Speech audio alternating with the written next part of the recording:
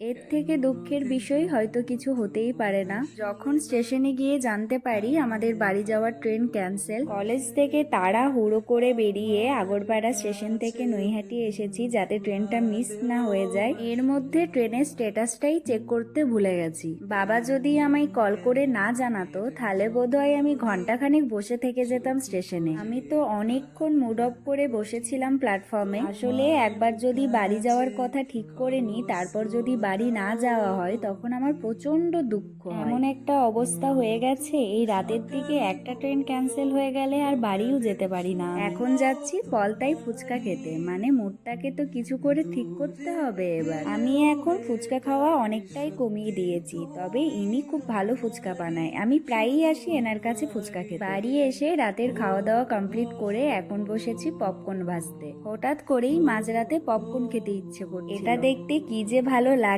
সব কর্নগুলো যখন একটা করে ফাটতে শুরু করে। মাত্র দুটো প্যাকেট থেকে দেখো কতগুলো পপকর্ন হয়েছে। জানো তো পপকর্ন গুলো একটু পুড়ে গেছিল। আমার কাছে এটাই হচ্ছে পৃথিবীর সব থেকে কঠিন কাজ, ভোর ভোর ঘুম থেকে উঠে কোথাও যাওয়া, নিজের সঙ্গে এক যুদ্ধ করে আমাকে ঘুম থেকে উঠতে হয়। তবে এটা একটা ভালো ব্যাপার, এত কষ্ট করে ঘুম থেকে উঠে আমি আমার বাড়িই জানো তো এই সময় আমি ছাড়া রাস্তায় আর একটাও লোক ছিল না। পুরো রাস্তাটা কিরকম ফাঁকা দেখো। যাই হোক, বাসে ঠান্ডায় কাঁপতে কাঁপতে ফাইনালি পৌঁছে গেছি হাওড়া স্টেশনে।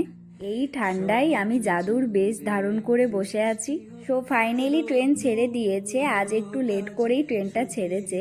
তোমরা একবার দেখো কত কুয়াশা পড়েছে আজ। রেল লাইন ছাড়া দূরের কোনো জিনিসই দেখা যাচ্ছে না ক্লিয়ারলি। আমার কাছে একটা নতুন চাদর ছিল, সেটাই বাধ্য হয়ে জড়িয়ে নিয়েছি। এই ঠান্ডার মধ্যে ঠিকভাবে ঘুমটাও হচ্ছিল না, বারবার শুধু ঘুমটা ভেঙে যাচ্ছিল। জানি না কেন আমি খুঁজে খুঁজে এইসব দিনগুলোই বের করি বাড়ি যাওয়ার জন্য। কখনো ট্রেন ক্যান্সেল থাকে তো কখনো লেট, কখনো আবার এত ঠান্ডা, তার উপর থেকে আজও 1 ঘন্টার বেশি ট্রেন লেট। এই ওয়েদার দেখে কেউ বলবে এখন বাজে দুপুর 11টা। সো আমার ডেস্টিনেশন প্রায় পৌঁছেই গেছি, তাই ব্যাকুল ভাবে দরজার সামনে দাঁড়িয়ে রয়েছি। আচ্ছা তোমরা একবার গেস করো তো আমি কেন কলেজ ইউনিফর্ম পরে বাড়ি ফিরছি।